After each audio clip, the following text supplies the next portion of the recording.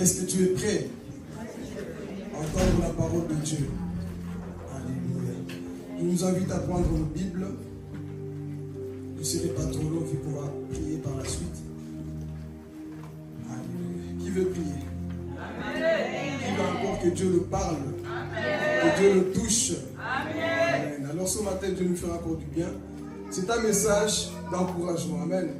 C'est vrai que parfois on ramasse des coups, mais parfois on a besoin d'être restauré et fortifié par la parole de Dieu. Amen. Et ce matin, Dieu va nous faire du bien. Alors je vous invite à prendre nos Bibles dans le 7e livre de la Bible, qui est le livre de 1 Chronique. Pas un Corinthiens, 1 Chronique. Nous avons Genèse, Exode, Lévitique, Nombre, Deutéronome, Josué, Juge, Ruth, 1 Samuel, 2 Samuel, 1 Roi, 2 Rois et 1 Chronique. 1 Chronique, chapitre 4. Alléluia, Jésus. Chapitre 4, le verset 9 à 10. Juste 2 versets, c'est suffisant. C'est l'histoire de Jabet. Nous allons voir les 4 demandes que cet homme a fait dans sa prière. Amen. Si tu l'as trouvé, tu dis Amen. Amen. Est-ce que tu l'as trouvé? Amen. Tu dis bien bon Amen. Amen. Pas Amen fatigué, Amen qui encourage les prédicateurs. Amen. Gloire à Jésus-Christ, on y va si on l'a trouvé. Je lis la parole au nom de Jésus. Amen. Jabet était plus considéré que ses frères. Sa mère lui donna le nom de Jabet en disant: c'est parce que je t'ai enfanté avec douleur.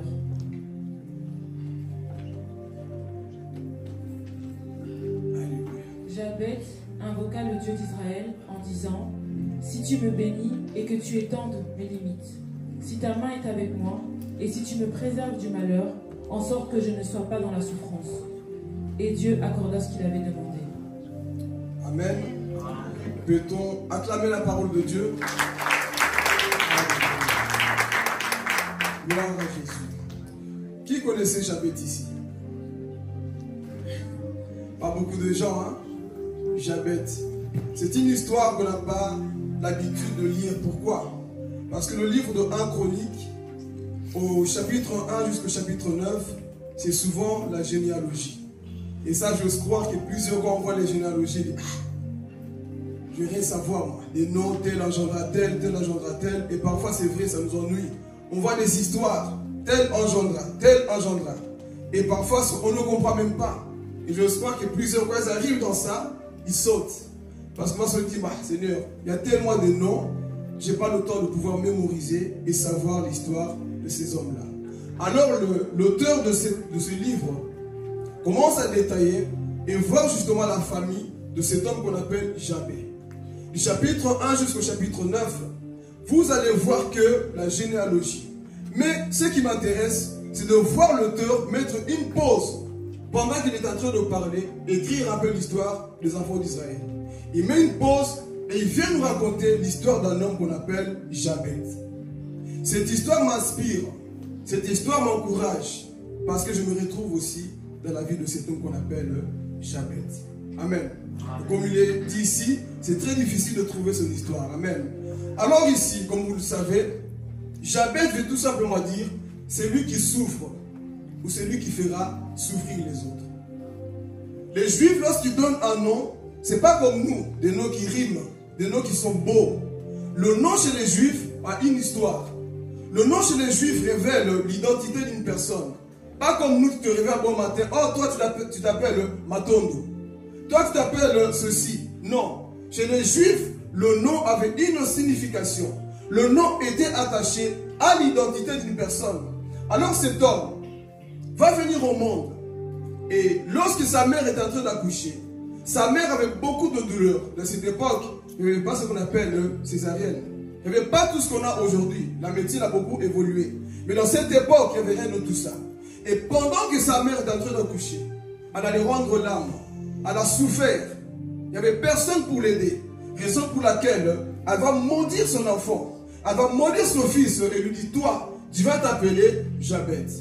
Normalement, si le père était là, le père allait changer le nom de cet enfant. Mais nous gardons le silence quand la Bible garde le silence.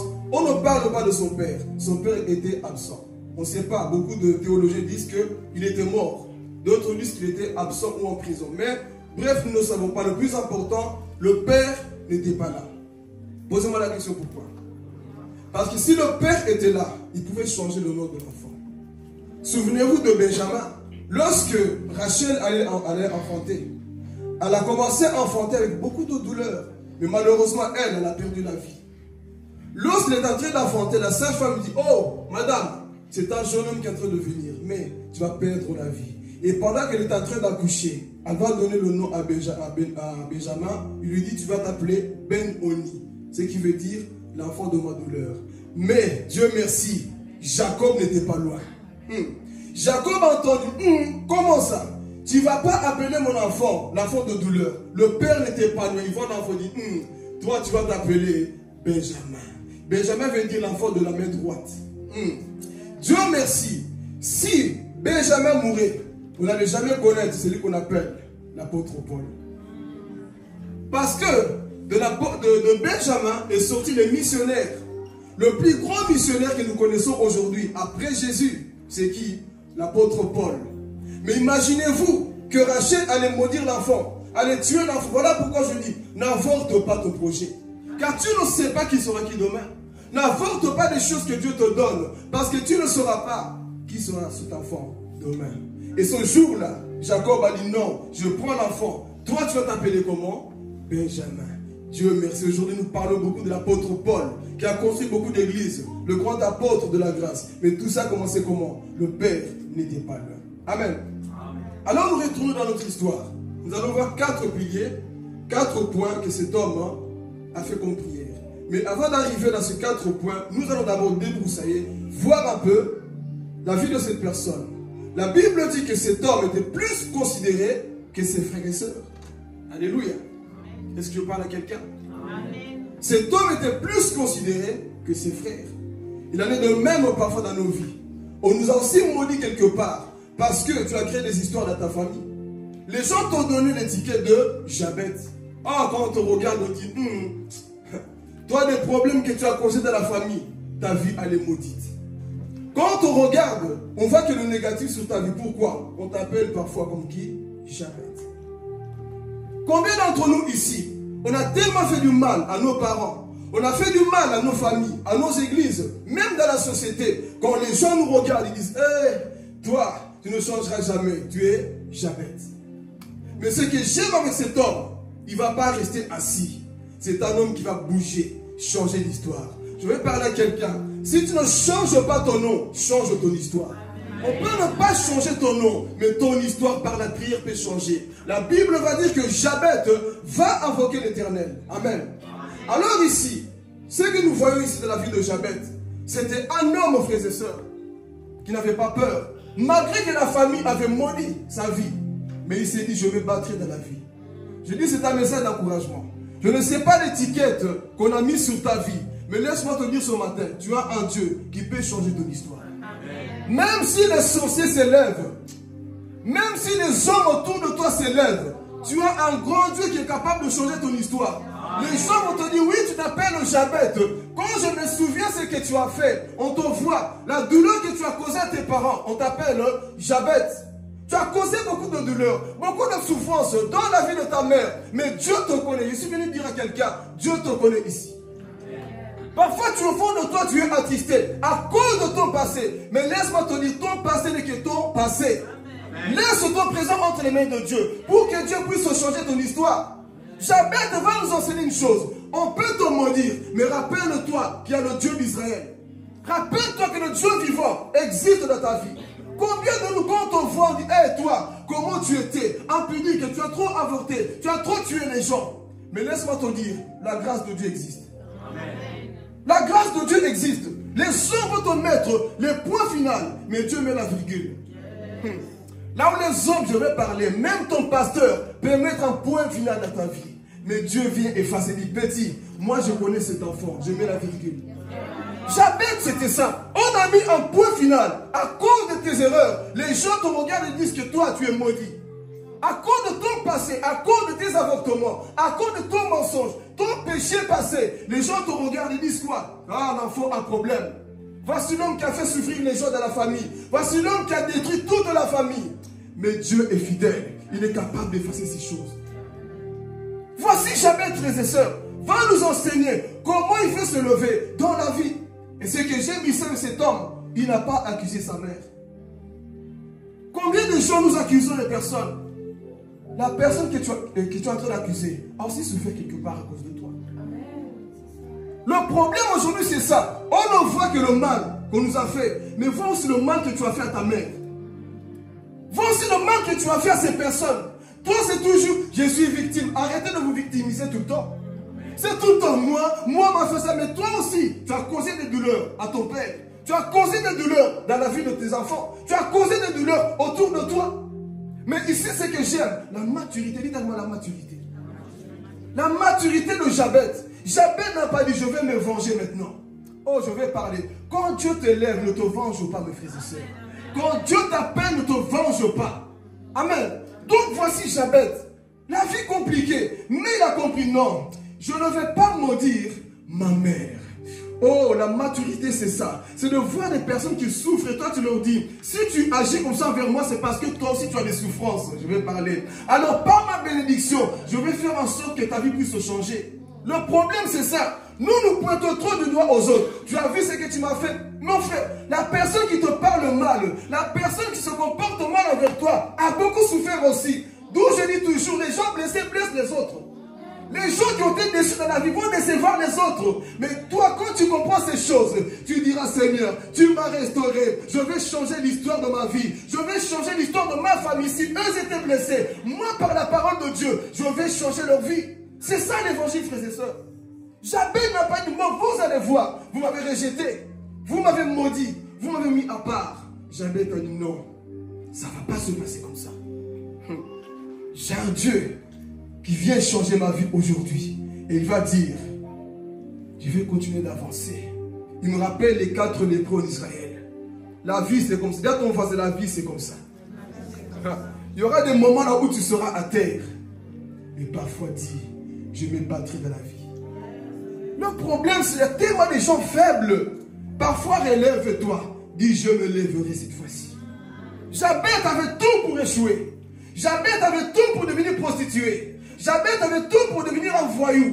Jabez avait tout pour se perdre, pour vendre son corps. Mais il a dit, je ne vendrai pas mon corps parce que j'invoquerai le Dieu d'Israël. Jabez avait tout pour pécher, frères et sœurs. Il avait tout pour signer des pactes sur le diable. Mais il a dit, je connais le Dieu d'Israël. Pourquoi? Parce que Jabez venait dans la lignée de Judas. Et Judas, c'est quoi? C'est les rois, la louange. Quand tu connais ton histoire, frères et sœurs, tu ne te laisseras pas abattre par des circonstances. Tu connais ton histoire. Tu es un enfant de Dieu. Et Jabez t'a dit, je connais mon histoire. Je ne vais pas me perdre aujourd'hui. Je connais le Dieu d'Israël. Il pouvait se perdre. Je suis venu dire à quelqu'un, ne te perds pas dans cette situation. Ne te perds pas dans cette situation. Tu as un Dieu. Jabez avait tout. Combien de nous parfois, nous avons aussi tout pour donner notre corps? On a tout pour se perdre, non? Mais quand tu es mature, tu diras non. Il y a un Dieu qui existe. Je ne mourrai pas dans ce problème. Même si ma mère m'a maudit, même si les sorciers m'ont maudit, même si la ville m'a maudit, je sais qu'il y a un Dieu dans les cieux qui veille sur moi, dont je ne crée pas ma vie. Refuse l'esprit de suicide. Ah, je vais parler. Je ne vais pas me suicider parce que c'est lui qui veille sur moi. Ne dors pas. Oh, c'est compliqué, c'est vrai, mais Dieu est vivant. C'est difficile, mais je vais avancer. Même si tu es seul, avance encore. Même si tu t'as maudit, avance encore, mon frère. La vie continue, tu es trop jeune pour mourir maintenant. Lève-toi. Toi, voici un jeune homme qui nous enseignait, Jabez. Combien de jeunes dans la dépression, dans la drogue, je ne toucherai pas la drogue, j'invoquerai l'Éternel. Je ne toucherai pas la magie, j'invoquerai l'Éternel. Voici l'homme Jabez qui vient enseigner à l'église. Comment est-ce qu'il faut se comporter dans la vie chrétienne? Mon père n'était pas là, personne n'était là, mais lui, il était là. Le problème, parfois, nous oublions le Dieu qui est là avec nous, frères et sœurs. Jabez va t'enseigner quelque chose. N'abandonne pas dans la vie. C'est compliqué, mais fais des situations inadoration. D'où je dis toujours, quand un problème devient un problème, ne fais plus un problème, fais une adoration. Tu n'as pas compris. Quand c'est trop compliqué, fléchis les genoux. Seigneur, je te loue pour ce problème. Je t'adore pour ce problème. Oui, c'est vrai, je ne vois pas la porte de secours, mais je sais une chose. Mon adoration peut changer les choses autour de moi. Même si je ne comprends pas, je sais que tu es le Dieu d'Israël. Donc, pleurer ne va pas changer les choses. Mais pleurer dans la présence de Dieu peut changer les choses, frères et sœurs. C'est dans la présence de Dieu. Donc, tu dois apprendre à louer ton Dieu dans les moments compliqués. Mais toi, quand c'est compliqué, tu penses à la mort. Tu penses aux choses compliquées. Mais Jabet a dit non. Je suis un homme fort. Je suis une femme forte. Dis à ton voisin, tu es une femme forte. Regarde-le bien. Dis-lui bien, tu es une femme forte. Oh, tu ne dis pas, mais tu n'encourages même pas. Dis-lui bien, tu es un homme fort. Alléluia. Tu ne mourras pas dans ce problème, Jabet. On vient maudire ta vie. C'était ça son histoire. On m'a maudit. Mais regardez. La maturité qu'il avait, il savait. Si je me lève pour parler du mal de ma famille, rien ne va changer. Alors tant qu'à faire, j'invoquerai l'Éternel. Je vais prier. Apprenez à prier, frères et sœurs. Il n'y a rien de mieux que de prier, frères et sœurs. Les murmures n'arrangent rien. Dis à ton voisin, les murmures. Tiens, les murmures n'arrangent rien. Mais la prière change quelque chose. Les murmures vont te pousser à aller loin. Mais lorsque tu commences à adorer, c'est là où tu rentres en action. Pourquoi parfois nos situations ne changent pas? Nous murmurons beaucoup. Trop de murmures. Tu vois, vieux temps, je souffre, il n'y a que moi, Seigneur. Qui t'a dit qu'il n'y a que toi? Il y a des personnes qui souffrent, qui ont souffert plus que toi. Voici Jabet. Dans la souffrance. Ok. Tu m'as maudit, il n'y a pas de problème. On m'a rejeté, il n'y a pas de souci. Je m'élève. Dis à ton voisin, je m'élève. La vie chrétienne, c'est ça, frères et sœurs. Je m'élève. C'est pour la poussière. Ok, on a maudit ma vie. On m'a tous donné des étiquettes. Ok, maintenant, je vais avancer. Et ce qui est beau dans cette histoire, on disait qu'il s'appelait comment? Jabet. Ce qui veut dire, c'est lui qui fera souffrir. Et c'est lui qui souffre. Mais quand les gens s'approchaient de lui, ils voyaient autre chose. Il n'a pas compris.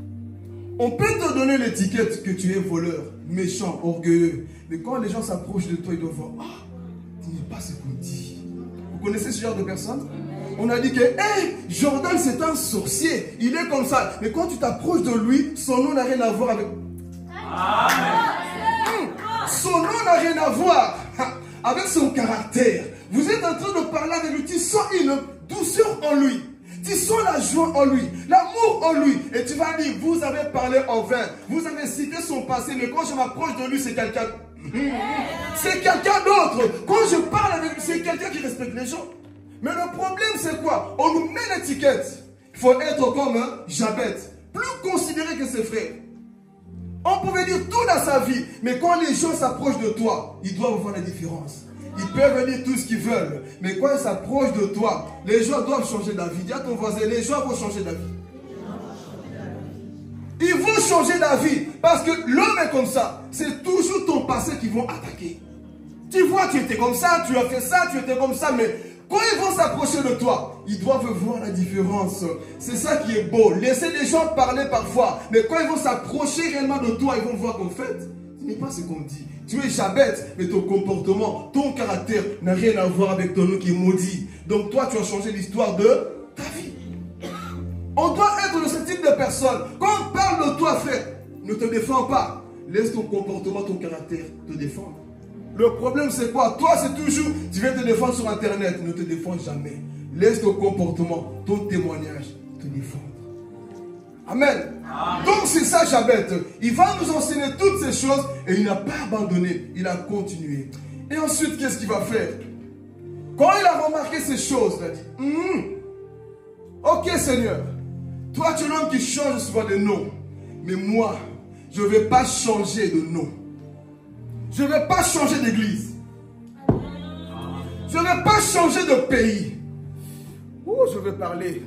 Je ne vais pas changer de travail.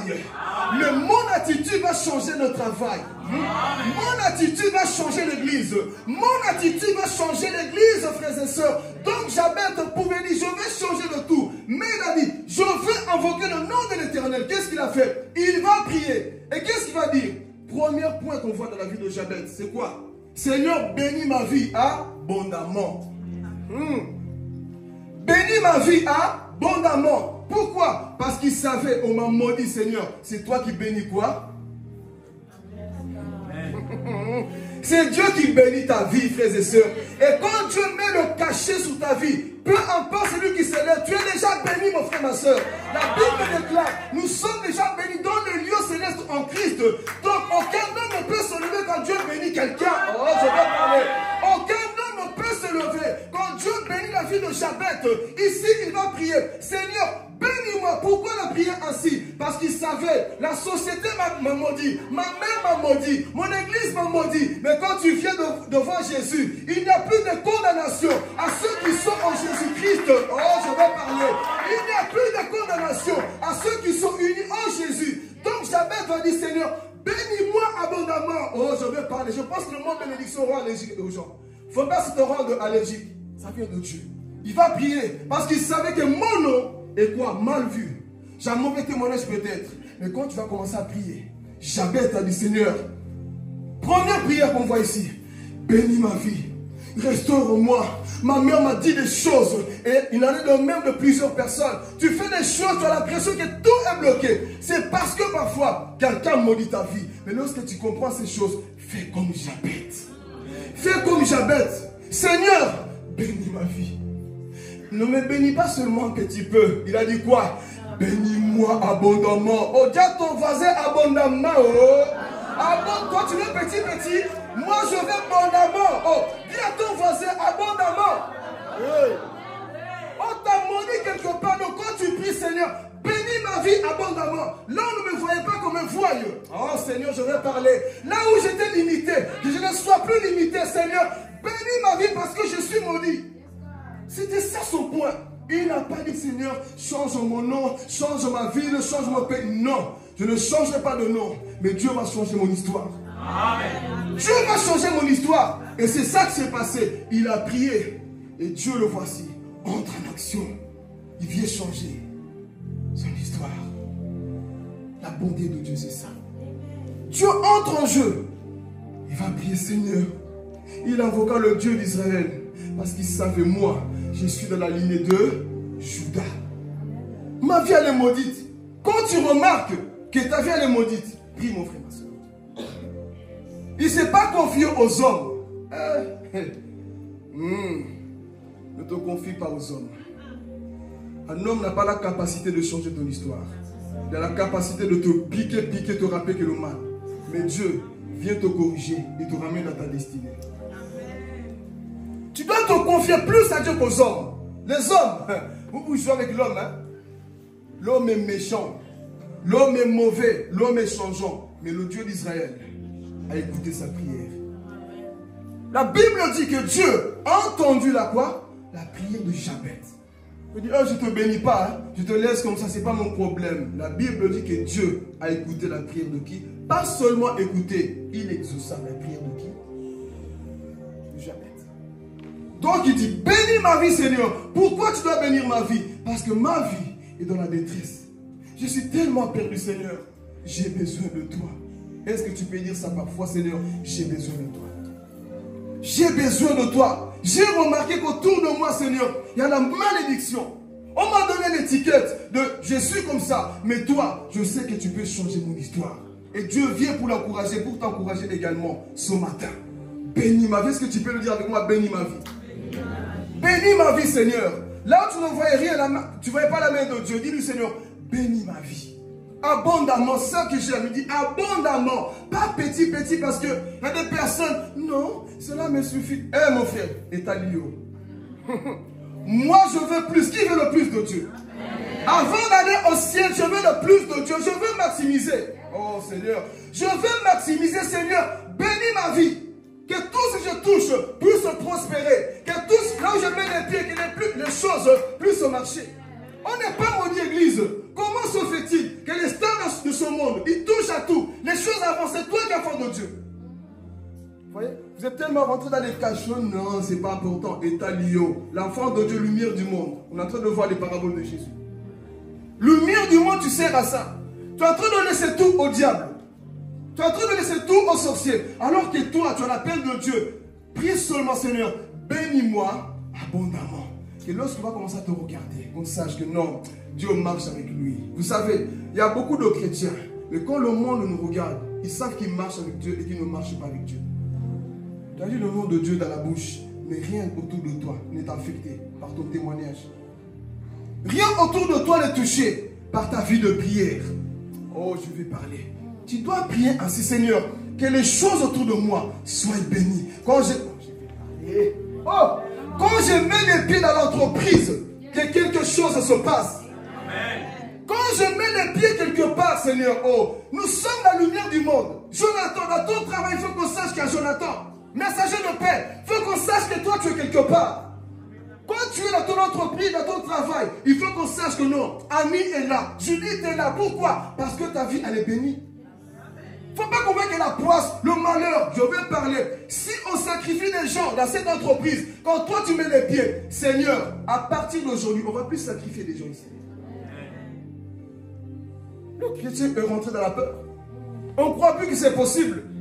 Seigneur, ma vie là va affecter autour de moi. Jabet était fatigué de vivre des miettes. Qui est fatigué de vivre des miettes ici? Amen. Moi, je suis fatigué de vivre des miettes. Amen. Je veux plus, le plus de Dieu. Amen. Donc, il a demandé, bénis ma vie, Seigneur, parce que nous voulons voir les choses changer autour de nous.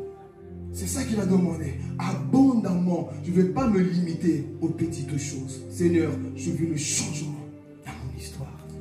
C'est ce qu'il a fait. C'était quoi la deuxième demande, Judith? On lit le texte. Première demande, c'était quoi? Il a dit à Dieu quoi? Bénis ma.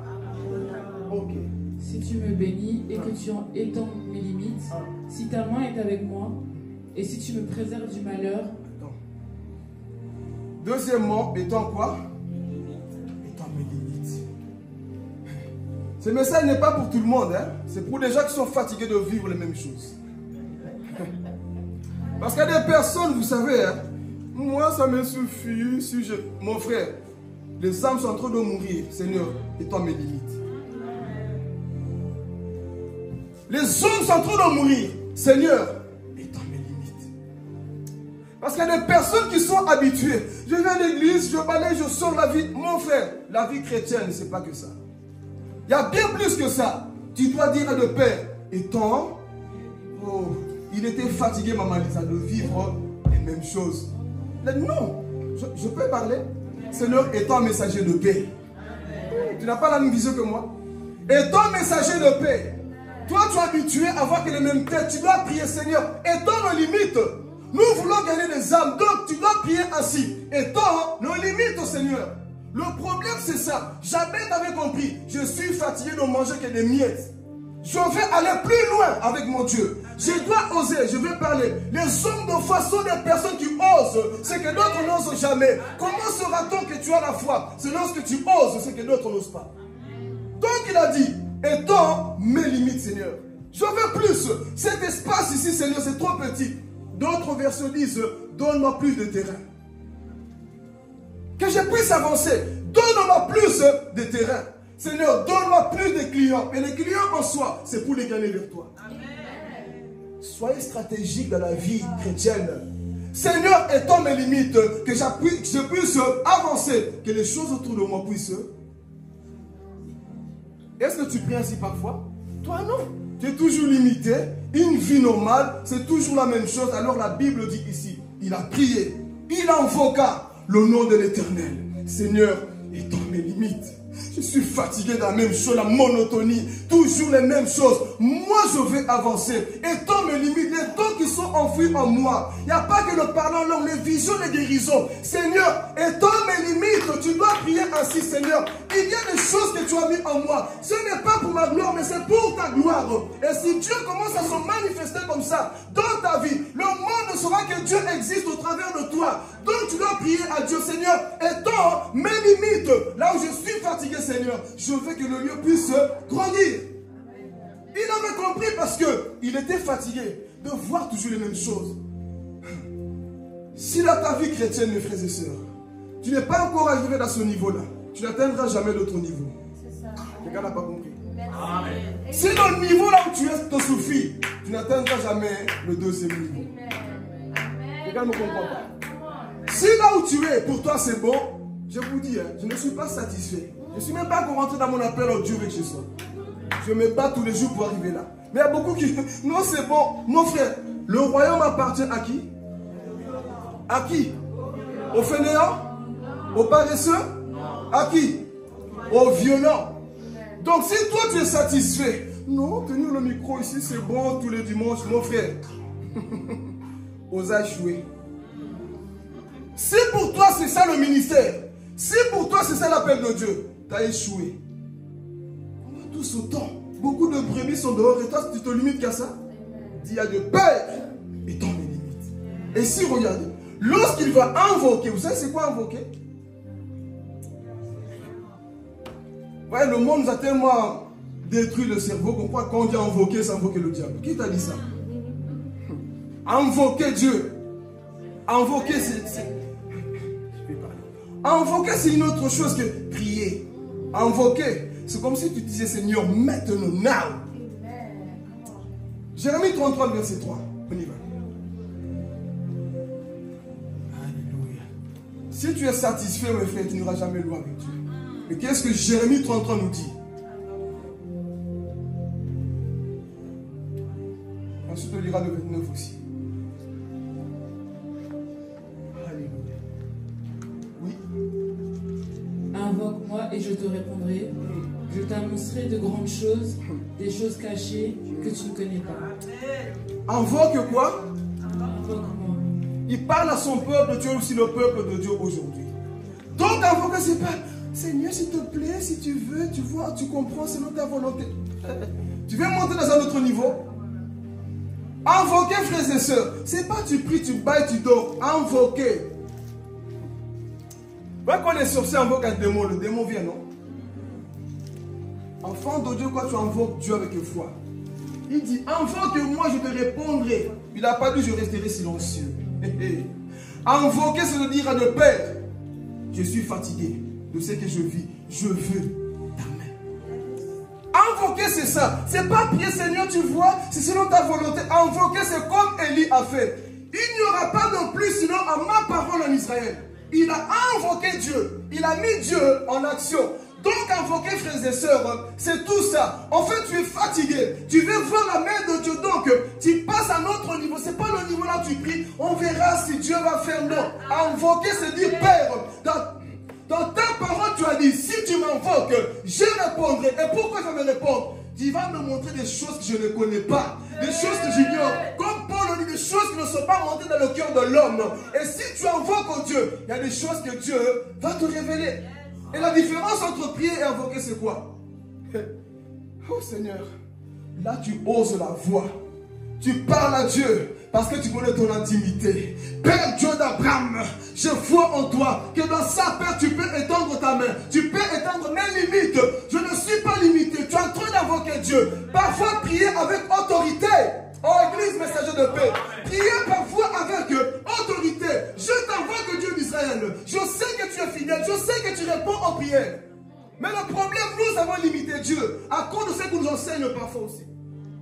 C'est que Dieu ne va pas répondre. Qui t'a dit ça? Dieu, c'est ton père, c'est ton cousin. Tu connais le cœur de Dieu? Dieu connaît le cœur de celui qui invoque. Invoque-moi. Et je... Et on va continuer à progresser. Jérémie 29, verset 11. Alléluia. Invoque-moi. Qu'est-ce qu'il nous dit? Car je connais les projets que j'ai formés sur vous, dit l'Éternel, projets de paix et non de malheur, afin de vous donner un avenir et de l'espérance. Attendez. Il a des projets de malheur pour toi? C'est le diable, ton père et ton cousin, les mauvais pères qui ont des projets de malheur pour toi. Le Dieu que nous servons n'est pas comme les hommes. Voici ce qu'il dit. Car je connais les projets que j'ai formés sur vous, dit l'Éternel. Projet de paix et non de malheur. Il n'a pas de projet de malheur sur ta vie. Quand le malheur t'arrive, frères et sœurs, le diable est passé quelque part. Mais ce que Dieu a pour toi, c'est des projets de...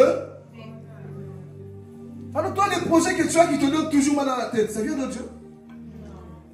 Jamais, c'est ça qu'il a compris. Je vais invoquer ce Dieu qui a des projets de bonheur sur ma vie. Et ce Dieu avait répondu. Mais ce n'est pas fini. Continue. Qu'est-ce qu'il nous dit? Verset 12. Qu'est-ce qu'il nous dit? Vous m'invoquerez et vous partirez. Vous me prierez et je vous exaucerai. Il a dit quoi ici? Enlevez un peu les antennes des religieux là. Parce que si tu es religieux, tu ne vas pas capter les choses qui sont ici. Relis s'il te plaît, Judith. Vous m'invoquerez et vous partirez. Vous me prierez et je vous exaucerai. Voici ce que Dieu dit à ton sujet. Vous m'invoquerez, vous me prierez. Et je quoi? Je vous exaucerai. Je vous quoi? Exaucerai. Alors je nous pose la question, pourquoi tes prières ne sont pas exaucées? Car il est dit, si tu m'invoques, je répondrai. Dans cette situation-là où tu es fatigué, il répondra, frères et sœurs. Vous me prierez, je répondrai. Mais j'aime encore la suite. Qu'est-ce qu'il nous dit?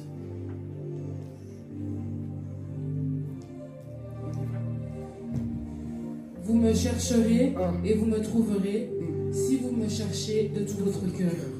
Amen. Amen. Donc c'est ça, invoquer Dieu. Tu le cherches, mes frères et sœurs. Et quand tu le fais de tout ton cœur, ce Dieu se révèle à ceux qui le cherchent de tout leur cœur. Dieu ne reste pas au ciel et dit non, on laisse comme ça. Il va se révéler à ceux qui le cherchent de tout leur cœur. Est-ce que nous, lorsque nous l'invoquons, nous prions, nous le faisons de tout notre cœur? Il nous dit ici, vous me prierez et vous me chercherez. Si vous le faites de tout votre cœur, je me laisserai trouver par vous. Mon peuple, si vous me cherchez de tout votre cœur, moi qui suis votre Dieu, je vais vous répondre et je me révélerai dans votre vie. C'est ce que Dieu veut. Donc c'est ça la différence que invoquer et prier. Tu dis à Dieu, Père, je suis fatigué, étant mes limites. Là où je suis, je ne suis pas satisfait. Je vais à un autre niveau. Je reviens à ce que j'ai dit. Si toi tu es limité, là où tu es mon frère, ma soeur, tu seras toujours au même endroit. Tu seras toujours dans le même niveau. Même prédication, même prophétie, même chose. Et tu ne vas pas évoluer. Tu dois parfois dire à Dieu, Père, je vais à un autre level. À notre niveau, Seigneur. Je suis fatigué. Jabet nous enseigne ces choses. On peut retourner à notre texte.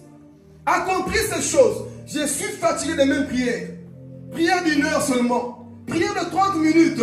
Je suis fatigué. Qui est fatigué des prières d'une heure? Amen. Qui veut monter de niveau? Oh, l'église, ce n'est pas pour seulement te dire. Qui veut monter de niveau? Amen.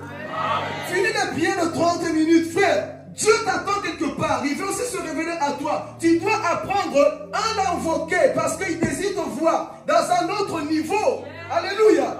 Il veut te voir dans un autre niveau. Et Jabet, c'est ça qu'il a compris. Je vais invoquer ce Dieu d'Israël. Et ce Dieu d'Israël vient parler à cet homme et lui répond.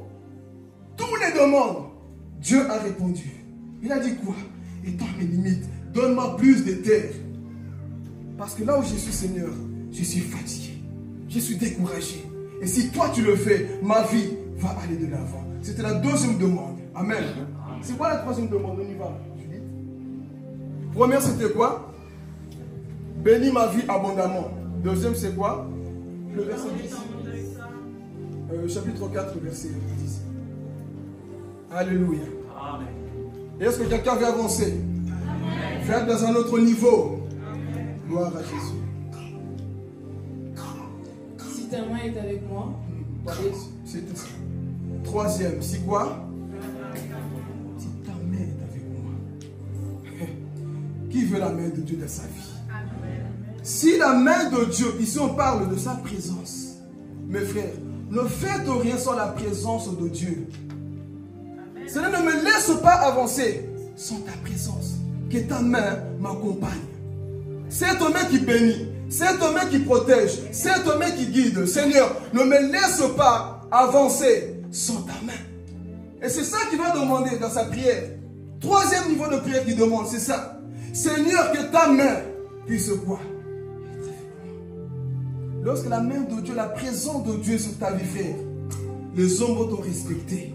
Les hommes sauront que Dieu marche avec toi. Pourquoi? Parce que la main de Dieu est sur ta vie. Quoi que tu fasses, demande toujours la volonté de Dieu. Dis, Père, moi je veux ta main. Comme Moïse avait dit, les anges ils sont ici. Mais si toi tu ne viens pas avec nous, nous on ne va pas avancer. Parce qu'il a compris, sans la présence de Dieu, rien ne va se passer, Église. Sans la présence de Jésus dans nos vies, rien ne va se passer. Donc, Jabez va prier, il va demander, Seigneur, je veux ta présence, mon Dieu, mon roi, alléluia. Pour chanter, je veux ta présence. Pour prêcher, je veux ta présence. Pour évangéliser, je veux ta présence. Même au travail, je veux ta présence. Tout ce que le chrétien fait doit désirer la présence de Dieu. Ne faites sans la présence de Dieu, Église. Jabez avait compris ces choses. Père, moi je veux ta présence, que ta présence m'accompagne. Ne me laisse pas seul. Aujourd'hui, je veux comprendre, Seigneur, que cette présence chemine avec nous. C'est ça que nous voulons dans nos églises. Il y a tellement de chrétiens de théoriques. Et je suis fatigué, moi, de ce type de chrétiens. Trop d'informations sur Dieu, mais leur vie a rien de présence de Dieu. On devient comme ça des formalistes, des religieux. Trop d'informations, comme des pharisiens, mais la vie, il n'y a rien de la présence de Dieu. Notre vie ne dégage rien. Vous connaissez ce type de chrétiens? Ils ont beaucoup d'informations sur Dieu. Ils connaissent tout. Ils connaissent Genèse et Apocalypse. Mais quand ils voient leur vie, il n'y a rien de Dieu. La présence de Dieu ne se manifeste pas. Et le monde n'a pas besoin de voir, frères et sœurs, des chrétiens sans la présence de Dieu. Vous vous souvenez Moïse?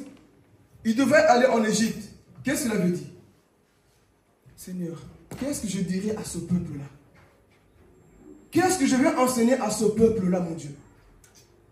Dieu lui dit, ma présence va aller avec toi. Mets ta main où? Dans le sable. Il a mis sa main, il a sorti avec la lèvre. Il prend le bateau, il jette par terre. Le bateau est devenu quoi? Un serpent. Il a dit maintenant, go. Le problème, beaucoup s'envoient par eux-mêmes. Ce n'est pas Dieu qui les envoie. Parce que tout envoyé de Dieu, on voit l'onction de Dieu l'accompagner. C'est ça qui fait la différence. Tous peuvent prêcher, mais tous n'ont pas l'onction. Tous peuvent parler de Dieu, mais tous n'ont pas l'onction. La différence, c'est l'onction, frères et sœurs. Les pharisiens connaissaient tout, mais ils n'avaient pas l'onction. Ils n'avaient pas la présence de Dieu. Mais Moïse a dit, Père, moi je n'irai pas sortir ces 3000 personnes en Égypte si toi, tu ne marches pas avec moi. Et c'est ça que nous voulons, la présence de Dieu. Il y a de la présence de Dieu. C'est ça que je désire dans ma vie. Père, que tu puisses m'accompagner. Et Jabez va dire, oh Seigneur, au-delà des maquillages, au-delà des beaux cheveux, c'est ta présence qui m'embellit. Alléluia. Au-delà de ta beauté, frères et sœurs, c'est la présence de Dieu qui nous rend beau dans le monde spirituel. Le problème, c'est quoi? C'est que nous voulons nous embellir avec des vêtements, frère. L'onction n'est pas dans le vêtement, mais dans le revêtement. Jésus a été revêtu du Saint-Esprit et l'onction l'accompagnait. Et la Bible déclare que on parlait de lui dans toutes les villes, sans même qu'il mette les affiches les pieds. Les hommes parlaient de lui. Vous savez pourquoi? Dites avec moi la présence de Dieu. L'onction, la présence de Dieu. Jean-Baptiste, comment un homme qui mangeait des sauterelles, prêchait dans le désert, et les foules allaient l'écouter? Nous, aujourd'hui, on a tout. On s'est fait des montages, tout. Les messages, mais le peuple ne vient pas. Il manque l'onction. Dis à ton voisin, il manque l'onction. On a tout. On fait tout, frères et sœurs. Mais parfois, il manque cette pépite. Pépite, là, il manque ça. On a tout. On fait tout bien décoré. Où sont les âmes? Dis l'onction. L'onction attire même les rois. L'onction attire même les Nkadempemba, les sorciers. Là où ils sont, Jean-Baptiste, comment se fait-il? Cet homme se trouve dans le désert. Il prêchait la repentance. Et les âmes quittaient leur ville, sans affiche, sans publicité. Les âmes allaient l'écouter. Vous savez c'est quoi?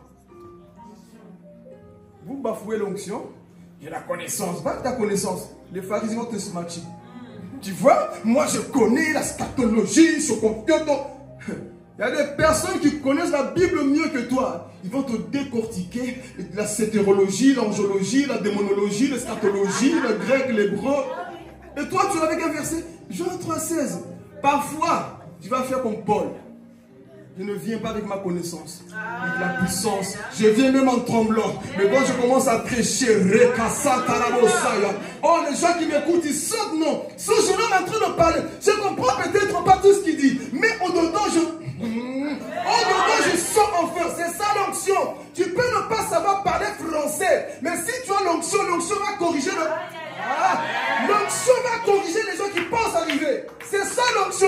Jabez a demandé ta présence, Seigneur. Aujourd'hui, beaucoup négligent la vie de l'onction, la présence de Dieu.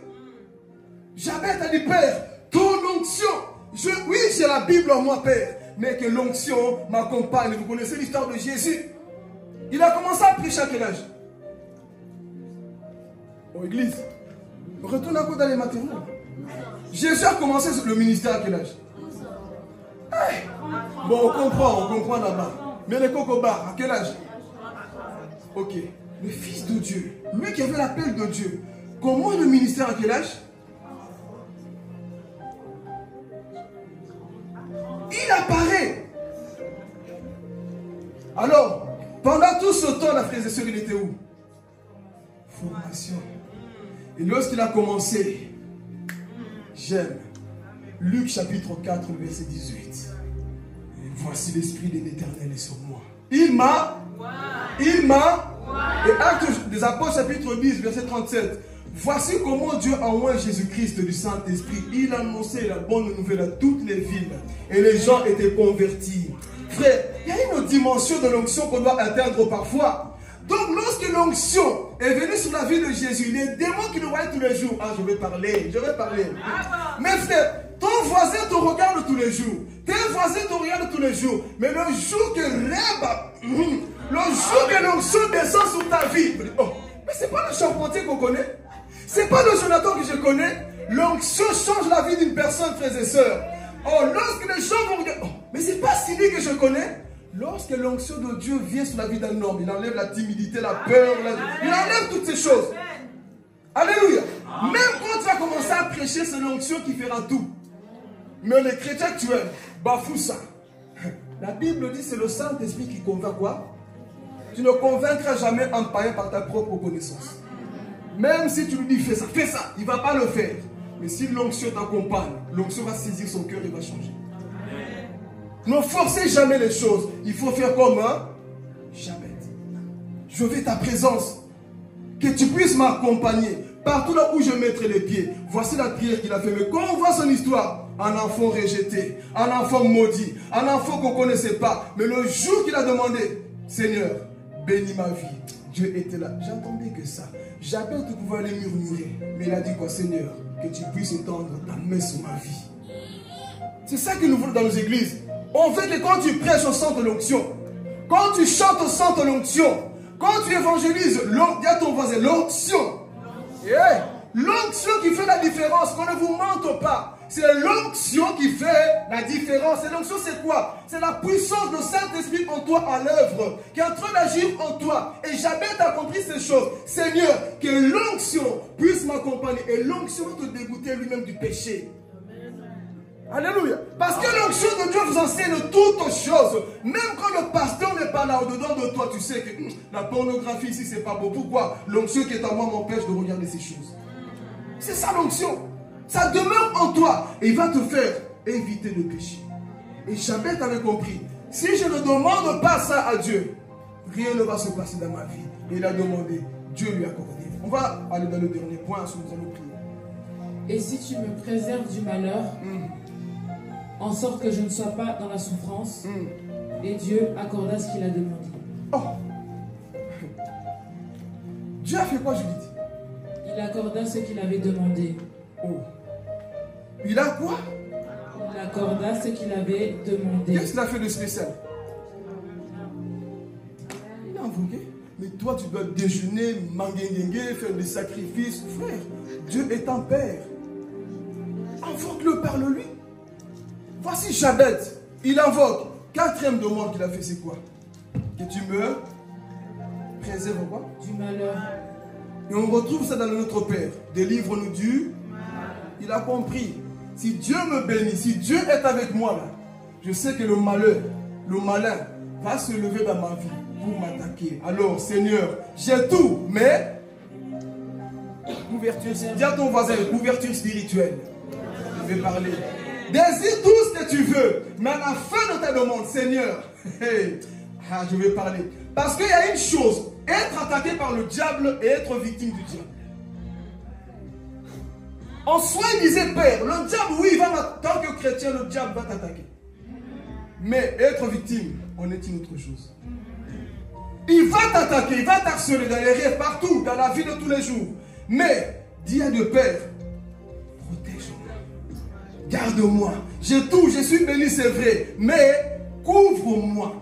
Garde ma vie entre tes mains, Seigneur. Quand je rentre dans la tranquillité, parce que tu es celui qui me garde. Oui, j'ai beaucoup de biens, j'ai des richesses, j'ai la parole, j'ai tout, mais, Seigneur, je demande ta protection. Jabez avait compris, je vais demander la protection de qui?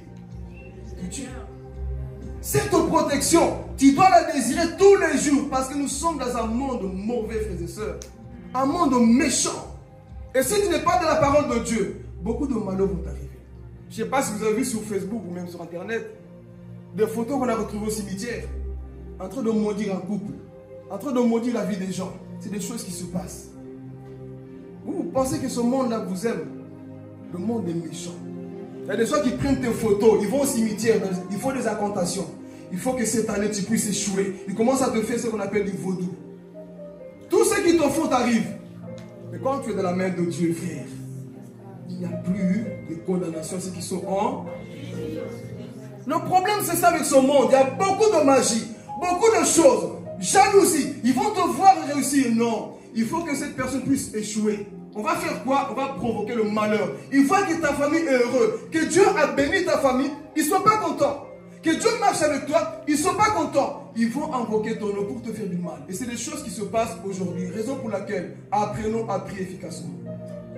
Apprenons à prier efficacement. Sinon, beaucoup de malheurs vont nous arriver dans nos vies. Et on sera des victimes. Oui, Dieu n'empêchera pas qu'on t'attaque. Mais il va te dire, jusque-là, touche ce que tu veux. Mais ne touche pas son âme.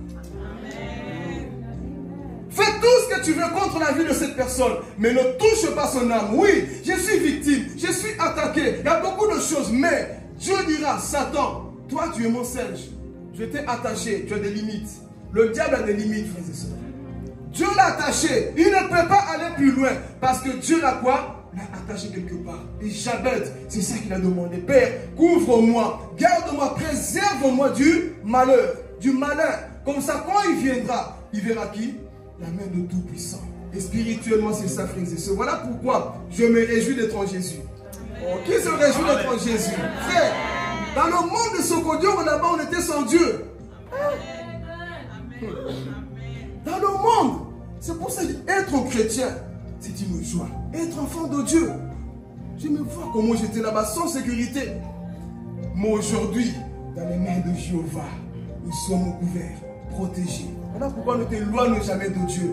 Demande toujours sa quoi? Sa protection. Parce que être en Jésus, c'est une joie. Moi, je me réjouis aujourd'hui de l'appartenir. Je peux le louer. Pourquoi? Parce que je sais que sa main marche avec moi. Et je vais aller même plus loin. Parfois, même quand je ne prie pas, je sais qu'il me protège. Tant que je marche selon quoi? Selon sa volonté. Oh, le bien avec Dieu, c'est ça. Même quand toi, tu oublies de prier parce que tu es fatigué, malgré tout ça, lorsqu'on vient la nuit, dit, ça c'est mon enfant. N'aurait pu ne pas me prier ou quoi que ce soit. Si un voleur rentre, même s'il n'a pas fermé la porte, je vais me battre avec le voleur. Non, parfois changeons un peu l'image qu'on a de Dieu. On a toujours un Dieu qui a une épée, qui veut te tuer, qui veut t'envoyer en enfer directement. Non, Dieu est un père avant toute chose, frères et sœurs. Lorsque le mari de nuit, le démon arrive, Dieu fait quoi? Il n'y a pas de porte ouverte ici. Qu'est-ce que tu viens faire ici? Allez, fais demi-tour. C'est ça que Dieu fait. C'est pour ça que c'est très important d'être en Christ. Qui se réjouit d'être en Christ ici? Amen. Qui est dans la joie d'appartenir à Jésus? Il n'y a pas mieux que d'appartenir à Jésus, Église. Et Jabez avait compris, il n'y a pas mieux. Quand nous étions dans le monde dépressif, voleurs, impudiques, tout ce que nous étions, mais être en Jésus fait. Voilà pourquoi ça là bas fier. Mes frères, ça là bas fier être en Jésus. Comment on dit ça en Lingala, en français? Comment? Fais des fiers. Imagine-toi que tu es l'enfant de Elon Musk, l'homme le plus riche soi-disant. Comment est-ce que tu vas te comporter? Nous sommes les enfants de Dieu. Frère, tu dois manifester l'assurance quand tu la tête haute. Le problème parfois, toi-même tu sais ce que tu vis à la maison. Hein. Tu sais ce que tu as. Mais du fait juste de savoir que j'appartiens à Jésus. Jésus. Je te loue, c'est ça qu'on veut. C'est juste parce que j'appartiens à Jésus. Mais pourtant, attendez. Et pourtant, quand tu vas, ton compte en banque, il n'y a même pas 500 €. Quand tu vois ton compte en banque, il n'y a même pas 200 euros. Bon, comme c'est bientôt la paix, les gens, vous êtes dans la joie, hein? Mais fin du mois, là. Mais parfois, être enfant de Dieu, c'est ça. Il n'y a rien à ton compte en banque. Mais ton cœur est rempli de la présence de Jésus. Et les gens te regardent, mais comment tu fais pour avoir la joie? C'est parce que j'ai invoqué le nom de l'Éternel. Et si le chrétien arrive à ce niveau, oui, mais tu traverses des moments compliqués, non, oui, je sais. Mais ces moments difficiles, je les traverse avec Jésus. Et si tu es conscient de ces choses, frère, tu auras constamment la joie dans la vie de tous les jours. Et c'est ça que Dieu veut te faire comprendre ce matin. T'encourager à te faire comprendre que tu as un Dieu. Tu dois apprendre à l'invoquer. Je ne veux plus voir des chrétiens fâchés ici. Je peux avancer? Je ne veux plus voir des chrétiens dépressifs ici. C'est quoi ton problème? Moi, papa, nous prendra des bateaux maintenant.